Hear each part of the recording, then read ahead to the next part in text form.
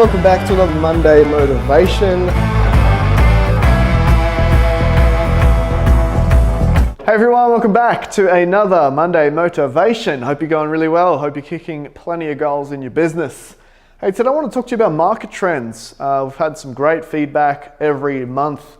We send out a blog, email, market trends this month. If you head to equipconsulting.com.au, it's on the blog. Correct, Matt? He's giving me a nod, it's on the blog. So really I wanted to share with you maybe something you can do as a team this week in your business, or if you're a solopreneur or a salesperson, what you can do as well. And I want to pose it in this way, that fighting against the market is insanity. I'll say it again, fighting against the market is insanity. It's kind of like if you've been to the beach recently and you get caught in a rip, you trying to swim against it is dumb. You're just going to wear yourself out and drown. Business is no different. Another example would be if you're trying to sell DVDs right now, you're probably going to have a pretty hard time because most people do not watch DVDs anymore. So really it's important therefore to pay attention to the market and what the market is actually doing. And I like to think of this in 5-year blocks because predicting long-term market shifts is very difficult. Even predicting 12-month market shifts is very difficult. We don't often have a crystal ball and can see into the future.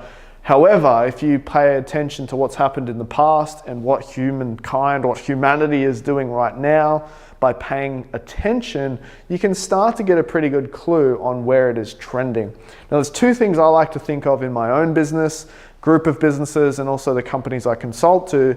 Number 1 is what internal influences are going on that changes the business landscape. So internal influences is what's actually happening within their organization. You don't have to look too far to know that a big shift from an internal influence standpoint now and into the future is that millennials will take the majority of the workforce. We've got an aging population. There's a lot of people that started companies a while ago. The new workforce coming through is millennials. And again, I don't want to get into stereotypes here. They're not entitled. They are in fact very hardworking, creative people, but they're motivated by slightly different things. They don't particularly necessarily want to own cars anymore. They like experiences.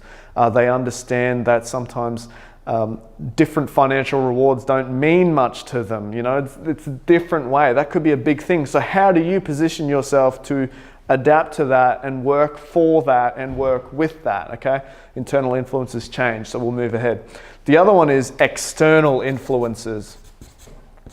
And this is where I really want to pay a lot of attention, is on the external. If you don't understand or really analyze where the market's going and understand how do you position your brand and your company to align with that, you're going to find it pretty difficult. So ask yourself a couple of questions. Number 1, what's changing in your marketplace? What external things are changing? Is there further red tape coming in? What's changing with compliance? What's changing with consumer behavior? What's changing with market demands? What's changing from a productivity standpoint? Like, what is the marketplace wanting more and more and more of? That's question number 1.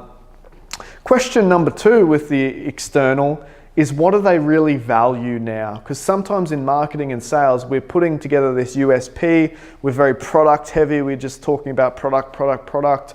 But sometimes what we're marketing is actually missing the mark as far as what the marketplace actually wants. And I want to give you a quick tip for those that are in product-based businesses, even service-based businesses, but mainly product-based businesses for this one, is the marketplace really cares about one thing, and that is return on investment. And what they care about now is not so much the product itself, but more of how the product is used, how it is placed into context. Okay, so I'll give you an example. If you're a paintbrush salesperson, okay, you're selling paintbrushes and you're talking about how great the paintbrush itself is. It's got the greatest horsehair in the world and it's beautifully ergonomically designed, and you're just talking about that it's made in rosewood, and just you talk about the product itself, the marketplace doesn't care. what the marketplace is, how does it help the painter be more efficient, save time, reduce stress, or make their job easier? That means they can go on to do other things. If you can market in that way, you'll meet the marketplace now rather than talking about the thing itself. So that's a quick tip. But this is not here's the answer on a platter.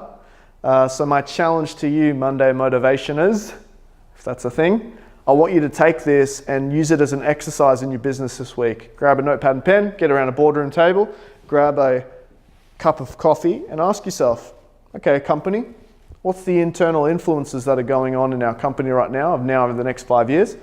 What are the external influences that are going on now into the next 5 years? Write them down, start to strategize around that. So there it is. Hope that helps you. Bit of a longer one. Appreciate you getting to the end. Any way that we can help you in the meantime, just say the word.